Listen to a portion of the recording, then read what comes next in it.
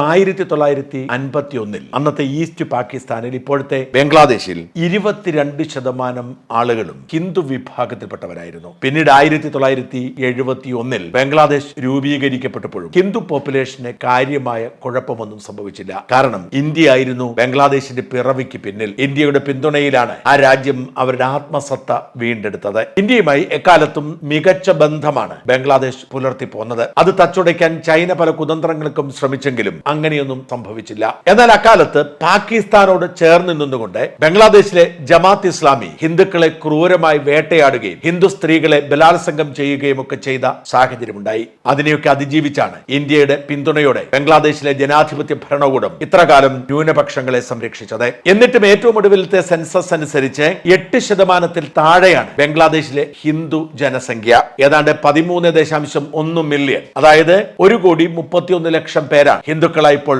ബംഗ്ലാദേശിലുള്ളത്. ജനാധിപത്യ രീതിയിൽ തെരഞ്ഞെടുക്കപ്പെട്ട ഷെയ്ഖ് ഹസീന രാജിവെച്ച് ഇന്ത്യയിൽ അഭയം തേടിയ ഈ സാഹചര്യത്തിൽ പാകിസ്ഥാൻ നിയന്ത്രണത്തിൽ ഉണ്ടായിരുന്നപ്പോൾ ബംഗ്ലാദേശിലെ ഹിന്ദുക്കളോട് കാട്ടിയ അതേ ക്രൂരത വീണ്ടും ആവർത്തിക്കപ്പെടുകയാണ്. ഹിന്ദുവായി ജനിച്ചത് എന്തോ കുഴപ്പമാണ് എന്ന തരത്തിൽ ജമാഅത്ത് ഇസ്ലാമി അടക്കമുള്ള സംഘടനകളുടെ നേതൃത്വത്തിൽ വലിയ തോതിൽ ഹിന്ദു വേട്ട നടക്കുകയാണ് ബംഗ്ലാദേശിൽ.